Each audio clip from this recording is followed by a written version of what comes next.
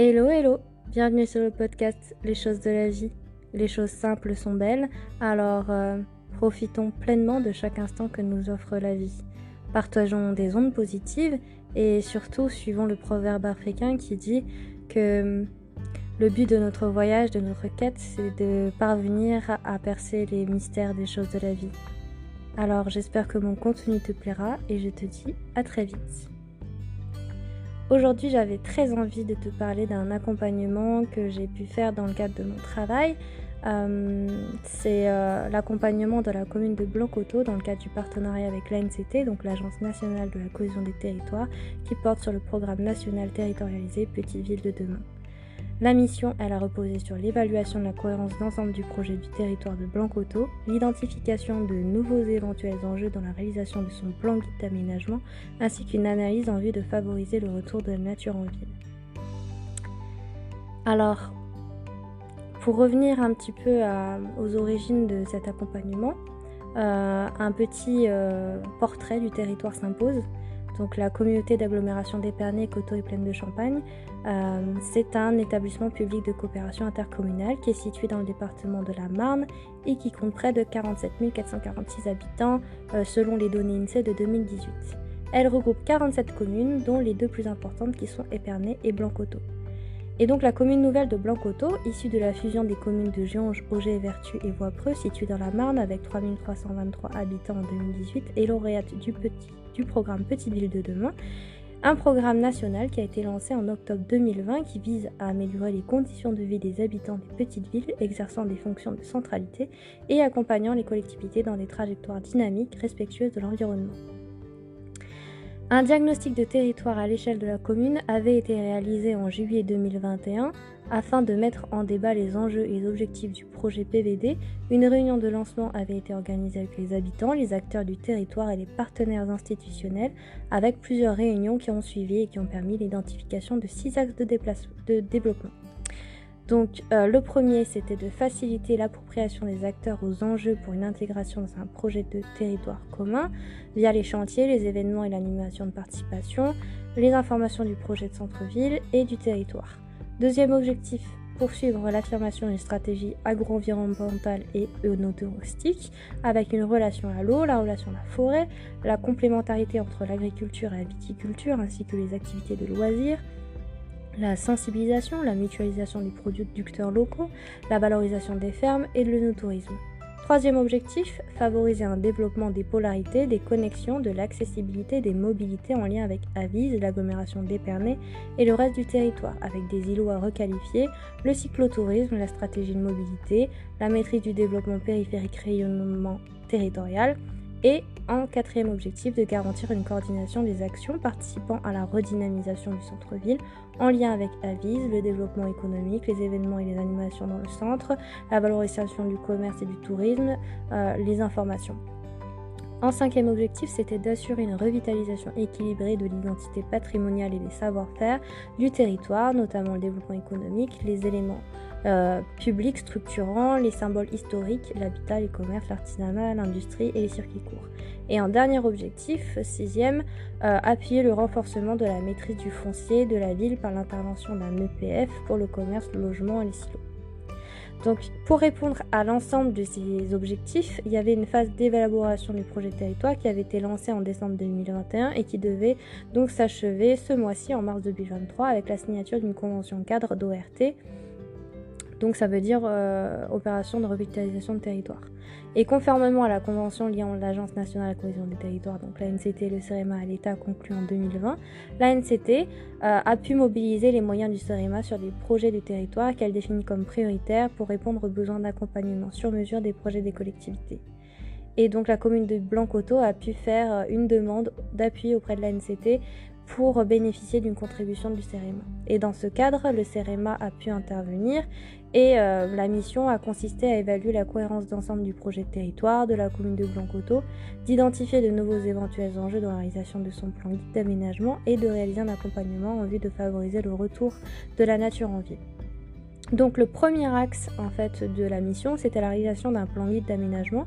Un accompagnement des services pour la définition d'actions s'intégrant dans le plan guide final d'aménagement,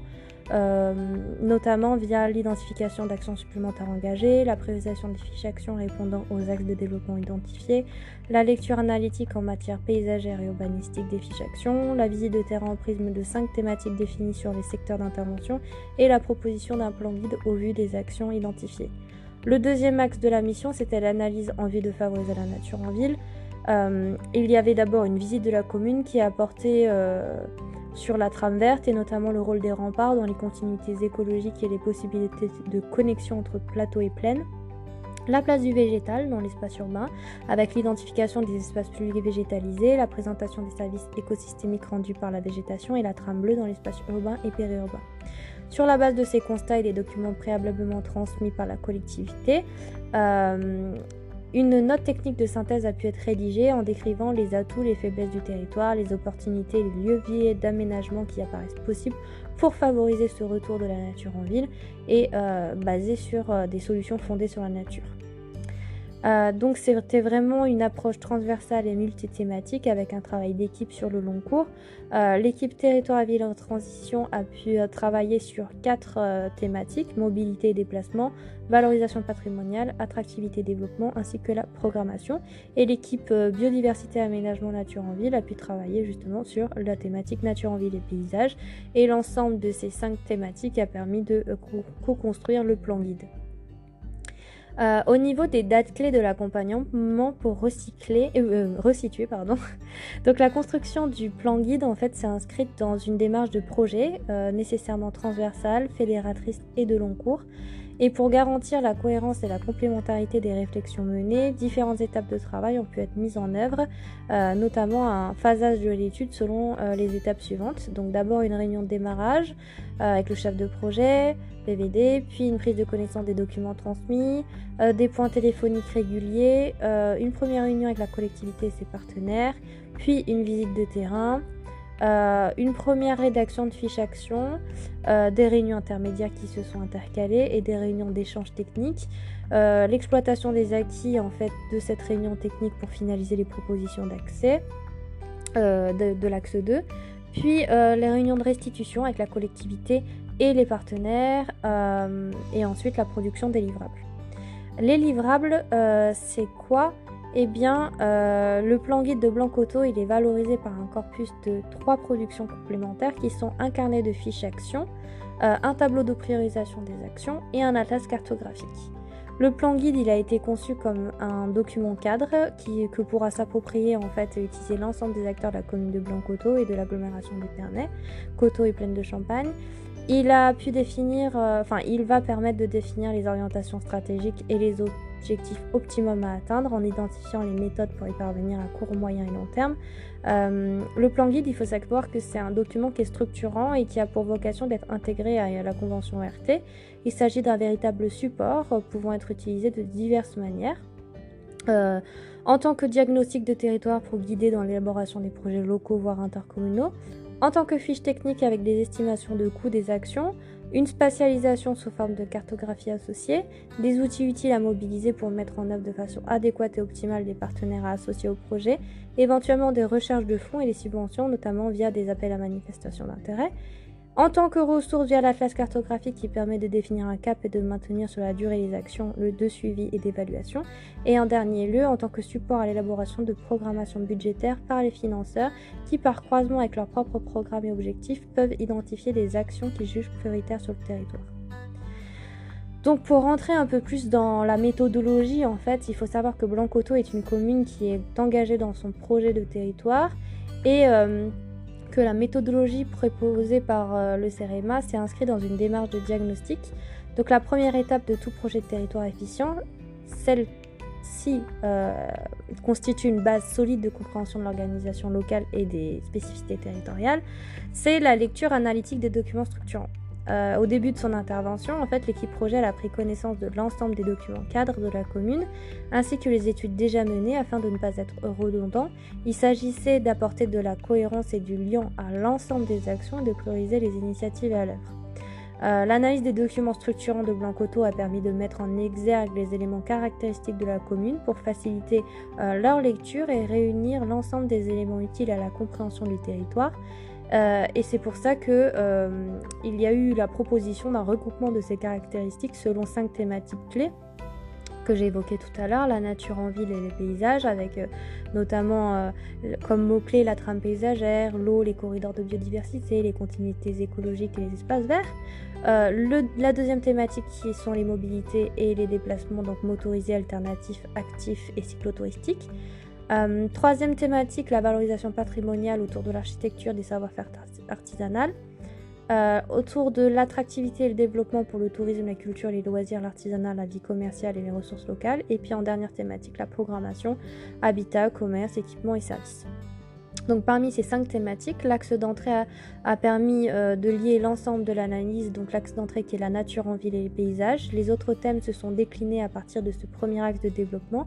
À titre d'exemple, l'aménagement d'une coulée verte permet de lier les différentes zones d'un projet entre elles et le patrimoine naturel est ainsi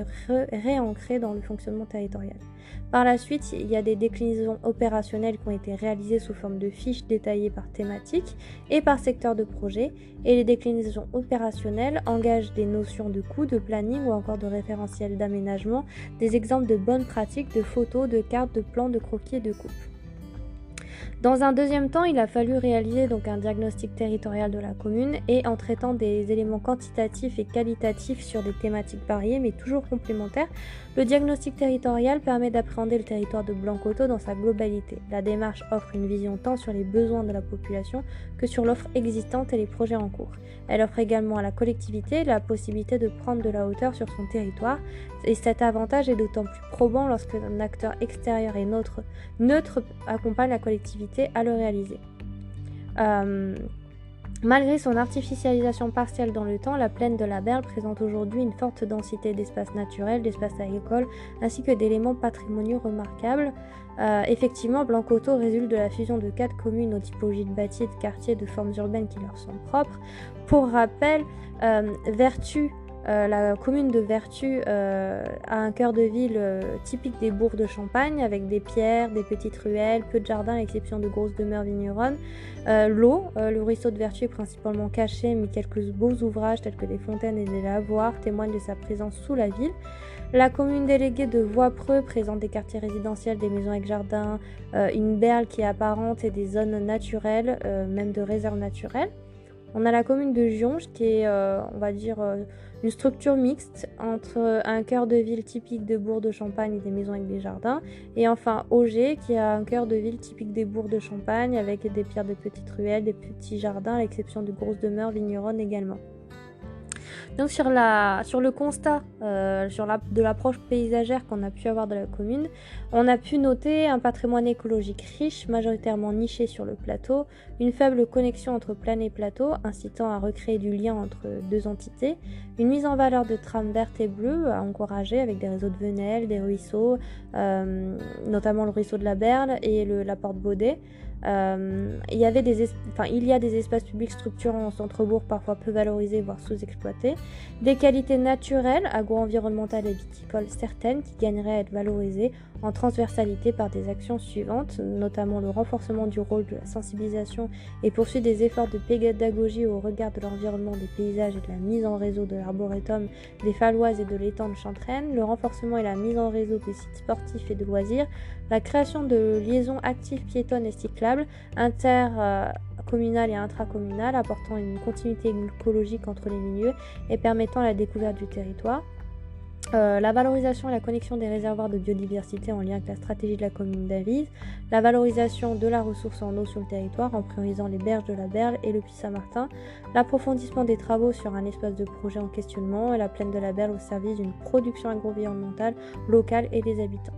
Sur la thématique des mobilités et déplacements, on a pu noter que malgré un relief contraint, des atouts certains apparaissent en faveur du cyclotourisme. Pour Blancoteau, l'enjeu serait de renforcer les liens cyclables intercommunaux existants au service de la mise en valeur globale du territoire et des bourgs constitutifs. Un constat général sur Vertu tend à relever des points suivants, donc une signalétique peu présente en centre-bourg pour les modes actifs, une prise en compte partielle de l'accessibilité dans l'aménagement des espaces publics, un trafic motorisé prégnant le long des boulevards périphériques du centre-ville, des déplacements piétons contraints de manière ponctuelle en centre-ville et majoritairement dans ces accès, notamment les entrées de ville. Il y a des boulevards périphériques à la mise en valeur nuancée, dont certaines apparaissent des sources de nuisances, à la fois sonores, visuelles, sensorielles et d'insécurité pour les piétons. Également une commune traversée par plusieurs axes routiers d'envergure départementale, la RD 9, la 10, la 36, la 37, la 38, et ainsi que la 238 et la 436. C'est une commune ne disposant pas de gare ferroviaire voyageurs sur son territoire, mais qui demeure traversée par la ligne Esternay-Ouary, uniquement dédiée au transport de fret. Sur la thématique de la valorisation patrimoniale, en fait, c'est une commune riche d'un patrimoine local au service du territoire, une forte présence de l'eau, une diversité d'identités agricoles et de nature, des savoir-faire intemporels, une architecture chargée d'histoire, des espaces méconnus à valoriser. La ville, elle garde un lien étroit avec l'agglomération industrialisée, elle-même marquée par la forte présence de la voiture. C'est également une cité structurée par son tissu urbain dense mais dégradé et ses espaces publics peu valorisés. Des boulevards aux multiples identités, places comme espace urbain majeur, place d'entrée saturant la cité, venelles renforçant les connexions douces. C'est également une cité médiévale ouverte sur l'extérieur par des liaisons douces, notamment relations fondatrices à la source de la Petite Berle, et une mutabilité des espaces avec de nombreuses friches à potentiel de recyclage et de requalification, notamment avec des bâtiments remarquables à exploiter ou à réhabiliter, comme l'ancien moulin abandonné, des dents creuses ouvertes sur le ruisseau, et les parcelles privées aux emprises importantes avec des jardins non bâtis. Sur la thématique de l'attractivité et du développement, en constat, dans le diagnostic de territoire, on a pu voir que c'était une ville aux origines anciennes qui s'est construite et reconstruite sur elle-même, ayant un rôle de bourg-centre, une relation historique avec l'agriculture et la forêt, conférant une forte potentialité de production locale et de développement touristique, orientée essentiellement vers le no-tourisme, avec des offres existantes en hébergement, en restauration et dégustation à destination des habitants surtout, mais pas vraiment des touristes, une succession de bouleversements conduisant à la dévitalisation progressive, un déséquilibre commercial du centre, à des commerces établis de longue date mais avec une offre commerciale peu diversifiée au profit de la périphérie avec une recherche de complémentarité, une industrie agricole en cours de délocalisation, notamment pour le silo, des événements festifs présents à l'année mais en nombre réduit. L'attractivité du centre-ville de Vertu implique une reconquête du bâti existant vacant et des emprises foncières stratégiques à ce jour sous-occupées ou inappropriées. La convention ORT avec l'OPARU qui est de revitaliser de façon équilibrée l'identité patrimoniale et les savoir-faire, que ce soit le petit patrimoine, les symboles historiques, l'artisanat local. C'est également requalifier les bâtiments privés tels que les habitations au cœur de bourg, les corps de ferme remarquables et publics tels que l'Hôtel-Dieu, l'école du Vieux-Moulin ou l'îlot Saint-Charles. C'est aussi l'aménagement des espaces publics, les boulevards entourant le centre-ville historique, à l'emplacement des anciens remparts, les espaces publics à l'intérieur des remparts, la place Léon-Bourgeois. C'est aussi initier un circuit touristique pédestre avec une signalétique, un aménagement urbain, créer une liaison douce avec la piste cyclotouristique de l'intercommunalité et réutiliser à terme le chemin de fer pour renforcer les liens de proximité avec les communes s'y connectant.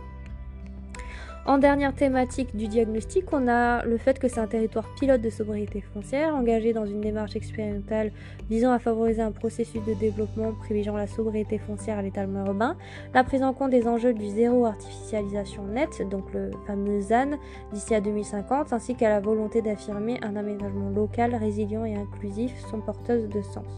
Un plan Ambition Climat 2025, initié à l'échelle de l'agglomération, décliné en 7 axes: économie locale, nouvelle énergie, logement, mobilité, adaptation au changement climatique, mobiliser le territoire et 30 actions territorialisées. Le PLU de Blancoteau en cours de révision, les actions mises en cohérence avec le SCOT d'Épernay et les enjeux de la région, un fort potentiel d'amélioration de l'habitat de Vertu, notamment avec le repérage de 96 bâtiments nécessitant des travaux, la majorité étant des maisons individuelles. C'est aussi équilibrer le développement économique et l'identité patrimoniale du territoire. notamment via le centre-ville de Vertu en renforçant les fonctionnalités commerciales et les savoir-faire artisanaux. Ça va être par rapport à l'îlot de l'Hôtel-Dieu de créer une polarité multi-usage, éducation et sensibilisation au manger sain, la formation à la production locale, à l'épicerie locale bio, au coworking, au centre associatif, à la salle du réfectoire, la bibliothèque, l'activité municipale en complémentarité avec Avis et le reste de l'intercommunalité. C'est aussi le silo, développer une polarité au service de la production locale et des habitants. C'est aussi mettre en coopération et valoriser les sites de production locale, la ferme de Saint-Joseph, la ferme de Saint-Antoine, les fraises et compagnie, les fermes de la Motte Rouge pour assurer leur maintien. C'est aussi renforcer les polarités commerçantes et industrielles, d'affirmer l'identité champenoise du site industriel, de maîtriser le développement de l'activité économique du site pour garantir une complémentarité avec le centre. À partir de ce diagnostic, on a pu en fait faire des premiers constats, mais cette fois-ci in situ. Une visite de la commune a été organisée en décembre afin de confronter les analyses AFAM, donc c'est les atouts, faiblesses, opportunités, menaces, préétablis au réel.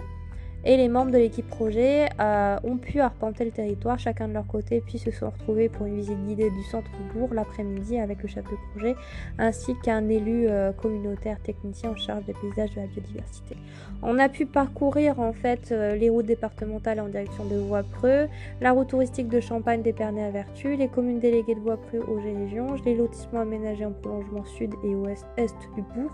les zones d'activité économique et commerciale en périphérie sud et est du bourg ainsi que le point haut sur les coteaux qui offre une vue dégagée sur Vertu. Et ensuite, au niveau des sites parcourus en plein cœur du centre-bourg, on avait pu arpenter le matin les boulevards périphériques, le mail planté, les poches de stationnement qui pouvaient exister, les giratoires, les espaces publics structurants et mobilier urbain, les offres de commerce, services publics et équipements de proximité, les places emblématiques et les potentialités souples d'aménagement temporaire, transitoire, les friches urbaines, les dents creuses, les bâtiments vacants, les façades dégradées et vétustes, les connexions, les perméabilités piétonnes et les venelles. Et l'après-midi, en fait, le parcours de la visite, en fait, on est parti de la mairie.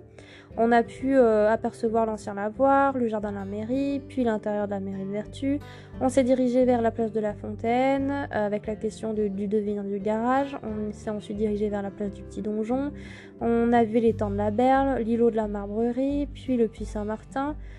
On est allé jusqu'à l'ancienne porte Baudet, puis le Clos Vigneron, les différents boulevards plantés, on a fait le tour,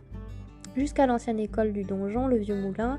puis la vue sur les coteaux, les aires de jeux pour enfants, l'hôtel-dieu avec la résurgence du ruisseau, l'école du vieux moulin qui sera potentiellement futur tiers-lieu, la ruelle des bons enfants, un bon exemple d'embellissement,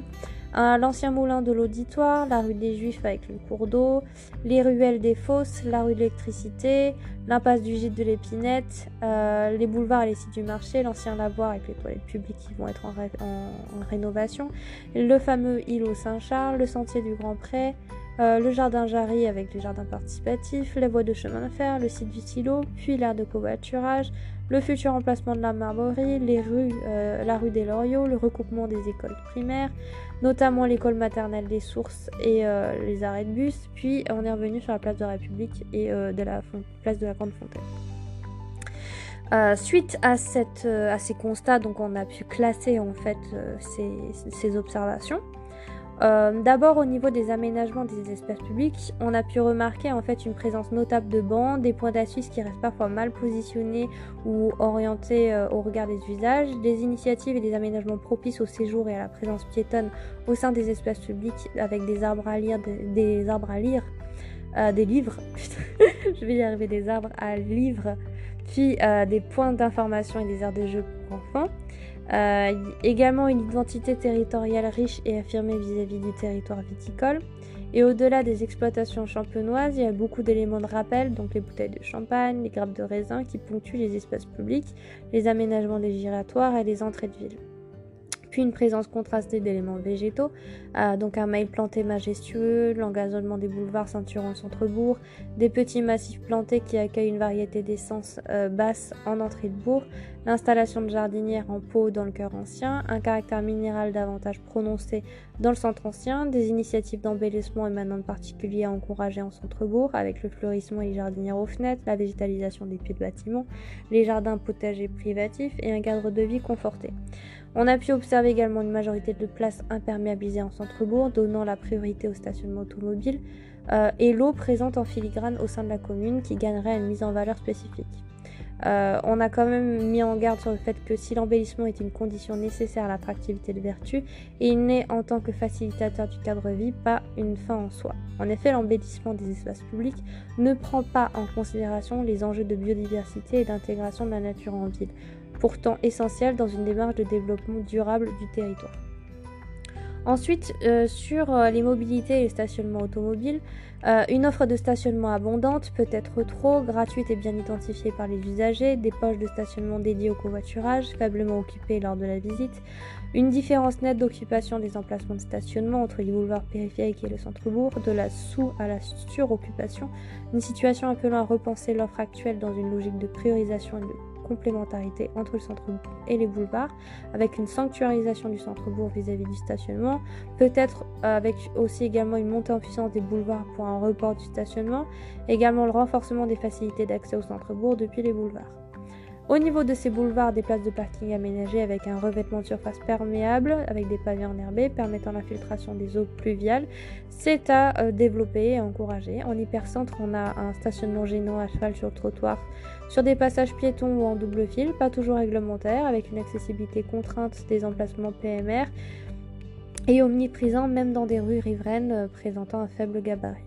Des habitudes ancrées dans les pratiques, avec les riverains qui se garent souvent au plus facile et au plus court devant chez eux sur le trottoir, en dépit du fait qu'ils possèdent bien souvent un garage. On a pu également observer au niveau de l'aménagement et du partage en voirie que les entrées de bourg globalement sont relativement bien marquées avec une transition progressive entre périphérie et cœur de bourg. En centre-bourg, une vitesse routière limitée à 30 km/h sur certains axes qui pourrait tendre opportunément vers un apaisement à 20 km/h avec l'expérimentation de zones de rencontre à faible coût pour la collectivité. Et en dépit d'une vitesse réglementée à 30 km/h, les aménagements de voirie présentent souvent une largeur conséquente, avec une bande de roulement, un stationnement longitudinal au déprimant des autres usagers de la rue et en premier lieu des piétons. La générosité accordée visuellement à la voirie n'incite pas les automobilistes à modérer leur vitesse. En périphérie du centre ancien, des aménagements favorisant l'apaisement des circulations, les plateaux surélevés rue du Général Leclerc qui gagneraient à être déployés sur certains axes fortement circulés et ou présentant une trame viaire rectiligne, comme la rue du Docteur Bonnet, une signalétique routière disparate manquant d'uniformité dans le choix des couleurs, noir sur fond jaune, blanc sur fond rouge, blanc sur fond bleu, des typographies avec des tailles de caractères de police et des supports de présentation employés comme les lectures à différentes hauteurs. Également au niveau des mobilités et des modes actifs vélo et marche, on a pu observer en fait une offre cyclable en développement avec des itinéraires cyclotouristiques, un jalonnement, inscrite dans une volonté de cohérence et de mise en réseau à l'échelle intercommunale, des itinéraires cyclables de liaison entre les bourgs à comporter notamment en direction de voies creux avec une largeur de la voie cyclable, qualité de revêtement, praticité, confort de roulement, anticipation des conflits d'usage vis-à-vis du piéton. En centre-bourg, peu de services dédiés à la pratique cyclable utilitaire, aménagement lisible, continu et sécurisé, et au stationnement des vélos avec des arceaux, des box appelés à devenir de plus en plus coûteux avec l'électrification des moteurs et l'achat de vélos à assistance électrique. En centre-bourg comme en périphérie, le piéton reste trop souvent le parent pauvre de l'aménagement de certains espaces publics, avec la proximité de la route, les traversées piétonnes difficiles au droit des carrefours, l'étroitesse et l'irrégularité de trottoirs, l'encombrement des voies piétonnes par le mobilier urbain.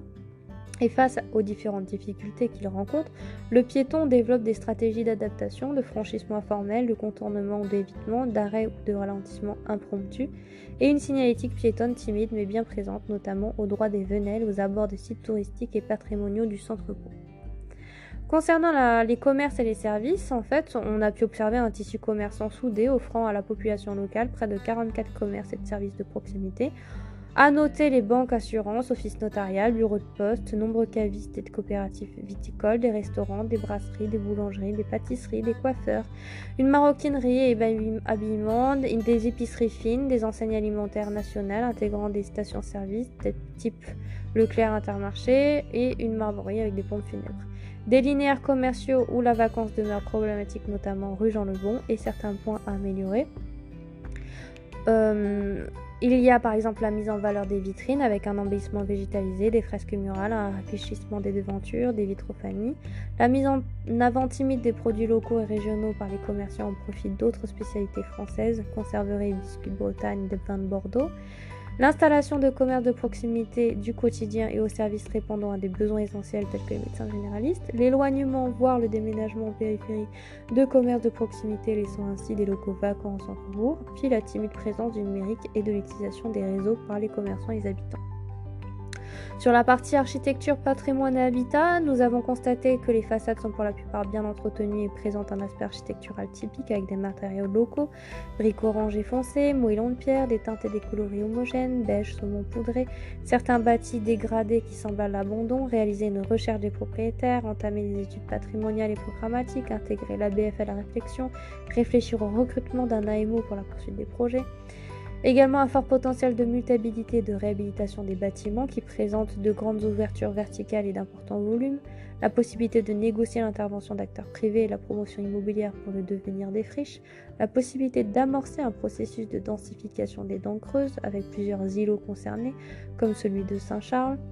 et la convention de partenariat avec l'École nationale supérieure d'architecture de Nancy pour le devenir du silo, des projets ambitieux qui peuvent nourrir et compléter des actions à long terme. Et le lotissement avec des cul-de-sac et des giratoires, on a vu la nécessité de créer des porosités visuelles et de connexions piétonnes entre centre-bourg pour désenclaver ces zones à prédominance dortoir. Sur la partie nature en ville, on a pu constater le besoin de nature en ville, puisque déjà le travail, la mission, elle ne consistait pas à argumenter sur la nécessité de développer la nature en ville. La commande de la collectivité sous-entend la compréhension de ce besoin, et donc la mission, c'était surtout de se concentrer sur le comment et non sur le pourquoi. À savoir que la nature en ville ne se résume pas qu'au fleurissement, à la végétalisation pour la végétalisation. Le CEREMA a pu être missionné pour proposer des actions nature en ville en lien avec le paysage, la trame verte et bleue, les solutions d'adaptation fondées sur la nature, c'est ce qu'on appelle les SAFN. Il s'agit donc de répondre à des enjeux de résilience, d'adaptation au changement climatique, de continuité écologique, de biodiversité, de qualité de cadre de vie. Et sur la base de ces principes, même si le manque de nature pourrait ne pas être perçu comme un sujet pour les habitants, le monde du vivant étant leur quotidien du fait d'un contexte rural agrémenté de vignes, la nécessité d'apporter plus de nature dans les villages et les centres-bourgs apparaît tout de même comme une nécessité dans le contexte des crises climatiques, écologiques et énergétiques. La mission n'a pas eu pour objectif de répondre au profil sociologique des habitants, même si cette dimension ne peut être mise complètement de côté dans le cadre des propositions d'action qui ont pu être formulées, et pour cela la commune a pu jouer un rôle très important du fait de la connaissance de ses administrés, de l'identification des actions qui nécessitent de la sensibilisation, de la concertation, de la communication, de la co-construction en amont, pendant et après leur mise en œuvre. En fait, on a pu relever quelques grands principes à l'œuvre dans cette étude. Donc, la nature en ville qui doit être comprise comme un principe visant à favoriser le retour de la nature au sens biodiversité et fonction écologique dans les espaces urbanisés. Par exemple, urbanisé, on entend aussi le fait des grandes villes, que les bourgs ou les villages. Et donc la nature en ville ne se décline pas de la même manière dans une grande métropole et dans un cœur de village. Un bourg médiéval, la démarche s'adapte aux spécificités du territoire sans coller des formules standardisées. Pardon. Et donc en fait, c'est une approche qui croise le paysage, la trame verte et bleue, les solutions d'adaptation fondées sur la nature, où tout est imbriqué. Les actions proposées sur ces thématiques s'alimentent les unes avec les autres.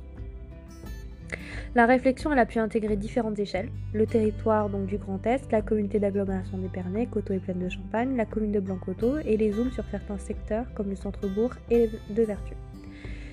Bien que l'eau figure comme un point fort du plan d'action de Blanc-Coteaux, la mission du CEREMA n'a pas inclus spécifiquement cet axe de travail, que ce soit au travers de la valorisation de la gestion des risques de ruissellement et d'inondation, mais on a gardé à l'esprit cet élément lors de la rédaction des fiches d'action, notamment au travers du paysage, la trame verte et bleue, la biodiversité, l'adaptation au changement climatique. La note technique qui était issue de la compréhension par les agents du territoire et des enjeux identifiés en lien avec les documents de planification tels que SRADET, le SCOT ou le PLU, les atouts et les faiblesses. Donc il faut savoir que la nature en milieu rural, c'est une expression qui n'exclut pas les territoires ruraux par le terme ville. Il faut entendre les zones urbanisées. Il peut s'agir de villages, des centres-bourgs, des hameaux et pas seulement des villes ou des métropoles, des territoires ruraux qui peuvent être plus vertueux en matière de nature en ville. C'est une expression qui ne fait pas référence uniquement au fleurissement, au côté esthétique de la nature ou au jardinage des villes. Il s'agit de répondre à des enjeux d'adaptation au changement climatique, notamment avec la gestion de l'eau, le rafraîchissement, l'érosion de la biodiversité, du paysage, des continuités écologiques, mais aussi de sobriété et de résilience. En fait, on a pu observer une mosaïque paysagère, tout simplement parce que la ville de Blancoto est à l'interface entre en amont des espaces boisés et naturels qui surplombent le vignoble et en aval des espaces agricoles, des milieux naturels liés à l'eau et à la vallée de la Berle. Les habitants de Blancoto, ils vivent à 2 pas des milieux humides, des plateaux, des forêts, des vignes, et ils ont le sentiment, à juste titre, de vivre au milieu de la nature.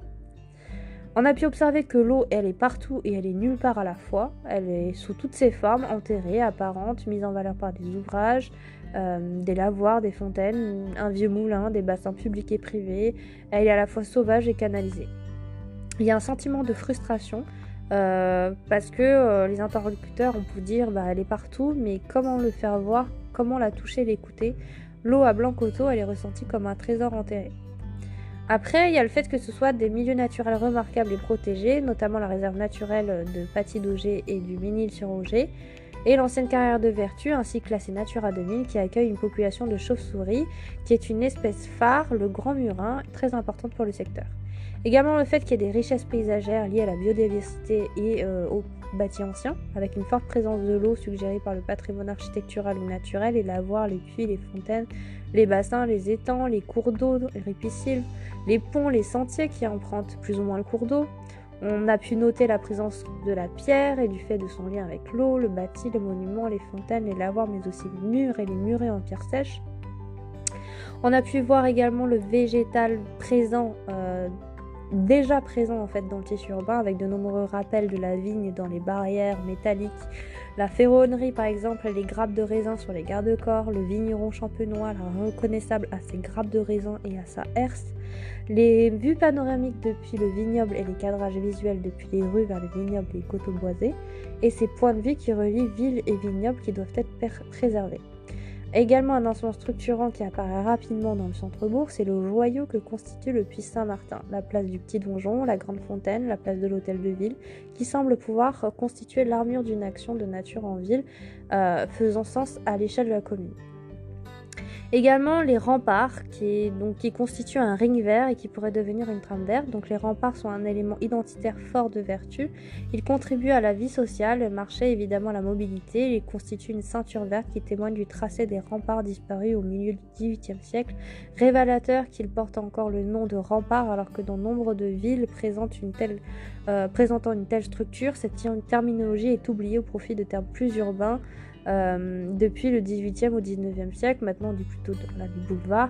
La ligne verte autour du centre de Vertu, c'est une structure végétale régulière qui se compose essentiellement d'arbres adultes d'une seule ou de 2 espèces se limitant à des arbres adultes surplombant une surface engazonnée et ne constituant pas véritablement une trame verte au sens écologique du terme.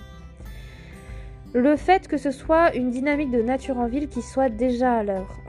En fait, il y a la présence d'un arboretum sur le territoire, le sentier pédagogique, un projet de création de 3 forêts urbaines de 9000 m² de plantations denses, le jardin Jarry, des surfaces de maraîchage, des jardins familiaux témoignent d'une véritable prise de conscience des enjeux. Également une viticulture ayant déjà fait un grand pas vers les principes de l'agroécologie, la visite de terrain a permis de constater des évolutions très nettes de la gestion viticole, notamment dans les parcelles à l'ouest de Vertu. Une place non négligeable accordée à des structures végétales favorables aux auxiliaires de culture, à la rétention des sols, à la diversité écologique des paysages, aux haies naturelles, aux haies plantées, aux bosquets récemment plantés d'arbustes locaux. Une couverture du sol qui semble s'être généralisée, la valorisation des produits issus de la taille des sarments broyés et laissés sur place pour le paillage et la matière organique, également un éco-pâturage pratiqué dans les vignes. On en vient maintenant finalement au plan guide en fait, donc les 5 thématiques et les 93 actions. Donc on a pu dans les livrables, proposer un livret de fiches actions et un tableau de priorisation des actions. Donc sur les 4 premières thématiques, mobilité, déplacement, valorisation patrimoniale, attractivité, développement et programmation, Un livret de fiches actions regroupées par thématique ainsi qu'un tableau de priorisation des actions a pu être joint au corpus de documents du plan guide. Chaque fiche action, elle détaille une action à court, moyen et long terme avec les délais, les coûts prévisionnels, le maître d'ouvrage, les outils à mobiliser, les exemples inspirants et les références pour aller plus loin. À savoir qu'on dit qu'une action court terme, c'est une action réalisable immédiatement et à moindre coût. Une action moyen terme, c'est une action réalisable dans un deuxième temps à moindre priorité. Et une action long terme, qui est davantage structurée dans le temps, nécessite l'intervention de partenaires institutionnels et intègre éventuellement des démarches de subvention. Pour chaque fixe action, on a fait en sorte qu'il y ait les principes de fonctionnement des interventions, une description générale des éléments de contexte et de justification de l'action, une localisation des interventions, une prise en compte d'enjeux environnementaux locaux avec des mesures particulières à prévoir pour éviter un impact négatif sur l'environnement, un renvoi aux fiches actions correspondantes à d'autres thématiques, des modalités de mise en œuvre, notamment des propositions concernant la maîtrise d'ouvrage potentielle, les partenariats possibles, les acteurs à associer au projet tant dans la communication que dans le suivi, les périodes d'intervention, délais prévisionnels de mise en œuvre d'actions préconisées, les coûts prévisionnels pour réaliser l'action et les documents techniques de référence, les photographies prises sur site pour localiser les bonnes et les mauvaises pratiques. Sur la thématique mobilité-déplacement, en action court terme, on a proposé 8 actions court terme. Mettre aux normes les places de stationnement PMR, mettre en œuvre des lignes continues de guidage pododactyle sur les passages protégés complexes, renforcer la signalisation cyclotouristique existante, sécuriser les voies cyclables existantes au droit des établissements scolaires, développer l'usage des mobilités actives, les marches, le vélo parmi les services municipaux, sécuriser les arrêts de bus, le marquage du passage piéton à décal et des zébras jaunes pour assurer la sécurité des usagers piétons, la mise en place de balades urbaines avec les habitants pour les sensibiliser aux bonnes pratiques, notamment stationnement et mobilité active, le fait de renforcer la communication sur l'aire de covoiturage et de réfléchir à son devenir si celle-ci reste peu utilisée. Ensuite, on a défini 14 actions à moyen terme pour les mobilités toujours, identifier des liaisons piétonnes et cyclables et des perméabilités modes actifs potentiels, développer l'éclairage public sur les cheminements piétons utilitaires et les circuits touristiques, expérimenter des zones apaisées et des zones de rencontre en centre-bourg, développer une offre de stationnement vélo visible et sécurisée au droit des pôles générateurs de déplacement, mettre en place des arceaux vélos mobiles sécurisés à l'occasion des principaux événements et des manifestations de la commune, communiquer régulièrement sur les mobilités actives, vertu j'aime la marche à vélo, optimiser le stationnement au centre-bourg et favoriser les possibilités de report sur les boulevards, sécuriser les carrefours et les intersections pour le piéton, conforter les aménités à caractère public au sein des espaces publics pour différents usages et usagers, les WC, les points d'eau potable, les assises, les arbres à livres, aménager des impasses en lien avec la berle pour développer leur attractivité en toute sécurité, harmoniser la signalétique routière en veillant à assurer son implantation en dehors des espaces piétons, organiser un diagnostic en marchant avec des personnes vulnérables, seniors et PMR afin d'expérimenter les limites de l'aménagement des espaces publics, les franchissements de rues informelles, les contournements ou les évitements, les arrêts ou ralentissements impromptus sur la base du diagnostic et dans un second temps, formuler des propositions pour limiter les entraves à la marche, créer des cheminements piétons entre la partie basse et haute des boulevards plantés à l'image des escaliers existants, réfléchir à la requalification de certaines places parking en les concevant comme des espaces multifonctionnels. Ensuite, on a défini 15 actions long terme pour les mobilités, envisager un redimensionnement des voies sur chaussée permettant d'accueillir des véhicules, vélos, piétons et aménagements paysagers, réfléchir au réaménagement de certains giratoires, élaborer un plan vélo schéma directeur cyclable et le mettre en œuvre, créer des itinéraires cyclables secondaires dans la commune et équiper la voirie de dispositifs incitatifs, créer une offre de vélo partage ou de location courte durée de vélos classiques et électriques à destination des habitants et des touristes, soutenir les initiatives de comptage des vélos, d'ateliers de réparation de vélos et de marquage anti-vol, organiser une fête annuelle du vélo, élaborer un plan marche ou un plan piéton et le mettre en œuvre, améliorer les points de franchissement de la voie ferrée SNCF pour renforcer les connexions territoriales Est-Ouest, désimperméabiliser les places de stationnement en enrobé si là où cela est envisageable, réaménager l'avenue du Général Leclerc sur la départementale 9 et ses abords sur sa section Est-Ouest, sécurisation, végétalisation, mise en valeur, voies dédiées aux mobilités actives, créer des percées visuelles ainsi que des connexions piétonnes et cyclables entre les lotissements, les quartiers pavillonnaires et les centres-bourgs, rédiger un schéma directeur de la signalétique urbaine et périurbaine, touristique, piétonne, automobile de la commune et optimiser la signalétique existante. C'est aussi étudier l'installation d'une passerelle modes actifs entre les deux quais de la voie N7CF et son impact urbain, paysager, avec la valorisation de la voie ferrée comme trait d'union entre les lieux de vie et les polarités urbaines, dans l'attente d'une future passerelle, la désimperméabilisation de la rue de Loisy lors de travaux d'aménagement par exemple ou de réaménagement. Sur la thématique de la valorisation patrimoniale, on a défini 6 actions court terme qui sont de tester une signalétique piétonne verticale avec des panneaux indiquant les lieux incontournables à visiter, tester un parcours piéton avec la création d'un livret d'anecdotes historiques, appuyer le processus de labellisation petite cité de caractère, valoriser les percées visuelles avec les coteaux, paysages de grande valeur à préserver dans le cadre des circuits touristiques communaux et intercommunaux, conserver la visibilité du ruisseau de l'Hôtel-Dieu et en plein air, les enjeux de préservation de la biodiversité, un élément fort pour la mise en œuvre du circuit de l'eau et de la commune, installer une exposition temporaire thématisée, des photographies, des reportages historiques ou culturels. En action moyen terme, on en a défini 8 qui sont de proposer des événements festifs en lien avec le territoire spécifique à la future marque de territoriale, initier une cartographie pédagogique des lieux touristiques, élaborer des carnets de balades à l'échelle locale et intercommunale, mettre en place des jeux d'évasion en extérieur, proposer une chasse au trésor nouvelle génération et du geocaching, essaimer des QR codes, des codes barres avec des anecdotes historiques,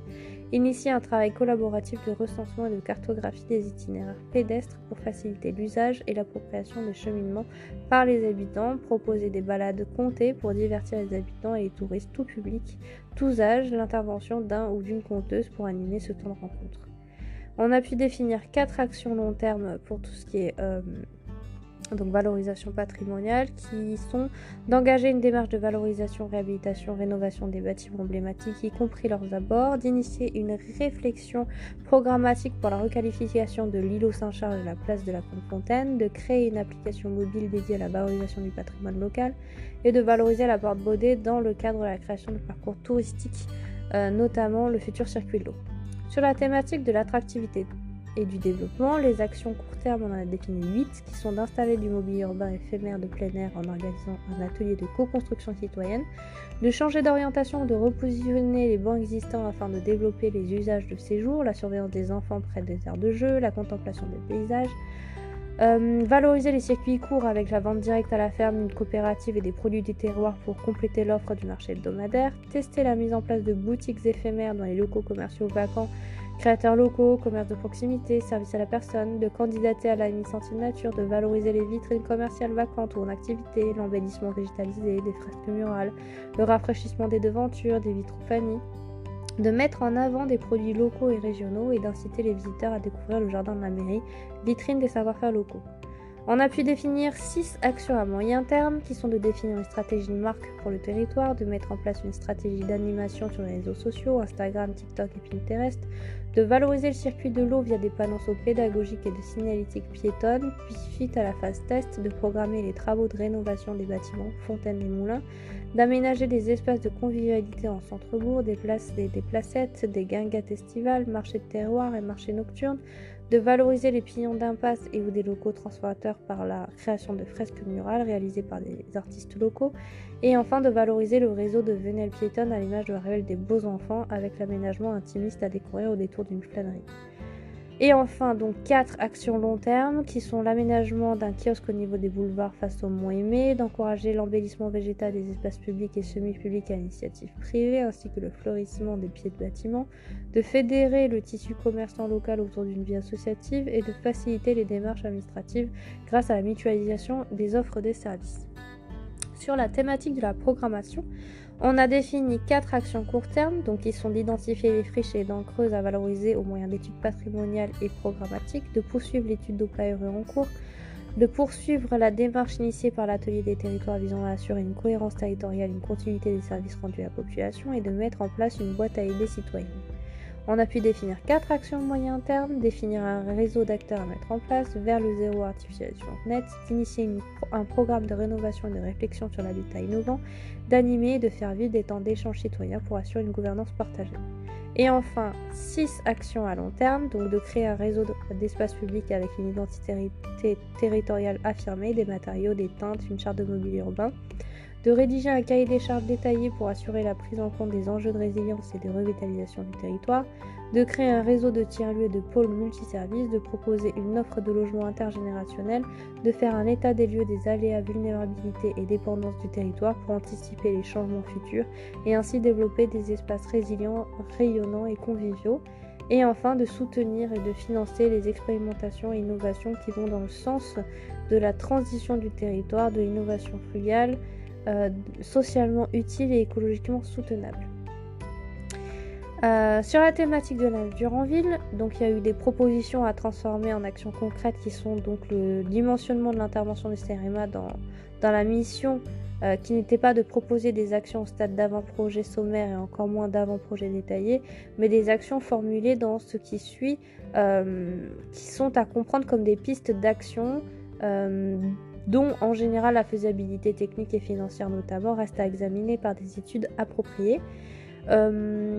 L'objectif, c'était de proposer des actions en lien avec les enjeux identifiés, de présenter à la commune afin de croiser des actions avec des éléments de contexte, des freins, des difficultés de la commune. Et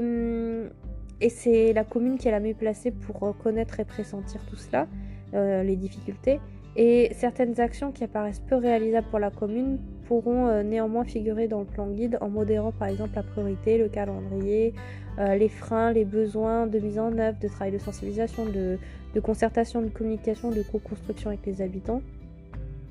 Donc il y a 6 fiches actions sur la thématique de la nature en ville et des paysages qui sont proposées sur le territoire de la commune. L'action 1 qui est de renaturer le cœur de ville de Vertu en valorisant le patrimoine de la place de l'hôtel de ville à la place du petit donjon, avec des sous-actions: retrouver des espaces publics conviviaux et de proximité, contribuer au confort et au bien-être en ville, structurer la découverte du patrimoine par la mise en scène de points de vue. Action 2, c'est de préserver l'identité du puits Saint-Martin à la confluence des sources, avec comme sous-action de rendre les accès au puits plus accueillants, de respecter la sobriété et l'authenticité du lieu, de mettre en valeur la symbolique du lieu. Donc l'action 3, c'est de renaturer et d'aménager les lieux de vie et de recueil des villages, redonner vie aux cimetières en faisant entrer la nature, de ramener la nature dans les établissements scolaires et leurs abords, de désimperméabiliser et de renaturer l'espace extérieur du futur tiers-lieu. En action 4, c'est de cheminer le long de l'eau du centre de Vertu à Voie-Preux avec comme sous-action de révéler l'eau en tant que ressource et élément identitaire à travers son parcours, de valoriser le petit patrimoine lié à l'eau au sein d'un parcours, de rendre les bords de rivières accessibles et accueillants sans perturber le milieu. En action 5, c'est de poursuivre l'aménagement des remparts de Vertu en préservant leurs valeurs culturelles via les sous-actions suivantes: de mettre en place une gestion diversifiée pour plus de diversité, de poursuivre la renaturation des pieds d'arbres, de renouveler et de diversifier les arbres adultes, d'étager la végétation pour optimiser les services rendus, de rendre l'eau visible sur les remparts, de mettre plus de nature pour un cadre de vie plus harmonieux et enfin de convertir certains espaces dédiés à la voiture à d'autres usages. Et pour finir, l'action 6 qui est de préserver et de restaurer les continuités écologiques, de renforcer les trames urbaines. Les sous-actions, donc c'est de poursuivre l'inventaire de la faune, de la flore des milieux, de définir des mesures pour les préserver et les mettre en œuvre, de poursuivre la déclinaison de la trame verte et bleue à l'échelle du territoire de Blanc-Coteau, de définir des mesures de restauration, de préservation des continuités écologiques, de les mettre en œuvre. Ensuite, de réaliser une étude opérationnelle de la fonctionnalité de la trame verte et bleue et des zones de conflit, de prendre en compte les forts enjeux de trame verte et bleue de Blanc-Coteau dans le futur PLU, de maintenir dans les vignes des chemins creux perméables, des talus sauvages et des murets en pierre sèche, de préserver des haies existantes, de développer un véritable réseau, d'accompagner l'agroécologie avec le foncier communal, de renforcer les trames urbaines, trames vertes, bleues, brunes et noires dans les villages, et de préserver la faune urbaine, de valoriser cette richesse. Chaque fiche action s'est organisée en fait avec le nom de l'action, les villages concernés, la description générale de l'action préconisée en veillant à rappeler le contexte dans lequel l'action est proposée, en termes d'atouts, besoins et enjeux identifiés, et de présenter son objectif. Également sur la fiche action, il y a le dixit des habitants, des extraits de paroles formulés par des habitants lors de la balade urbaine organisée par la commune de Blanc-Coteau en octobre 2022 et substitués aux besoins par des extraits d'autres sources documentaires. La présentation donc des sous-actions qui sont la description des lieux aménagés, des pratiques à adopter, des aménagements à mettre en œuvre, une synthèse de la proposition, donc une partie synthétisée des propositions faites dans les différentes sous-actions, et enfin des points clés des échanges avec l'agglomération et la ville de Blancoto, avec notamment la restitution des échanges avec l'agglomération donc lors de la réunion de service. Exploiter ici, donc c'est des données d'évaluation de l'action réalisées en séance, avec des grilles de lecture, avec les participants, et l'évaluation pour chaque sous-action, c'est l'impact écologique positif, le caractère motivant pour la collectivité et les équipes, le caractère visible et démonstrateur, l'acceptabilité par les habitants, la priorité et les freins d'ordre technique, financier ou politique. L'évaluation, elle est brièvement synthétisée dans chaque fiche action. Les données complétées sont disponibles si vous le souhaitez auprès du CEREMA, et les liens avec les autres actions, le lien avec les autres actions proposées de l'axe 2 et de l'axe 1, les ressources documentaires également avec des renvois vers les ressources documentaires utilisées pour la rédaction et ou préconisées pour la réalisation de l'action, et ces 6 actions de l'axe 2 ont été intégrées dans le livret de fiches action donc de l'axe 1. À cela, c'est rajouté comme livrable un atlas cartographique, puisqu'au sein du plan guide, il y a 3 secteurs de projet qui ont été identifiés en concertation avec la commune.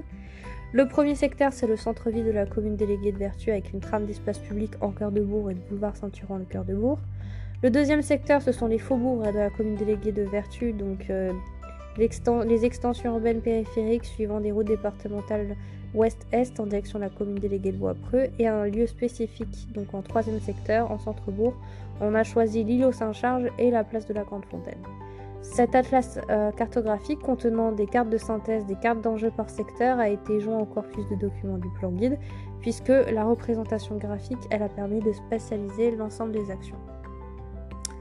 Voilà, donc j'avais vraiment envie de vous parler de cet accompagnement qui m'a tenu très à cœur, et j'espère que vous avez pu apprécier cet accompagnement qui s'est fait.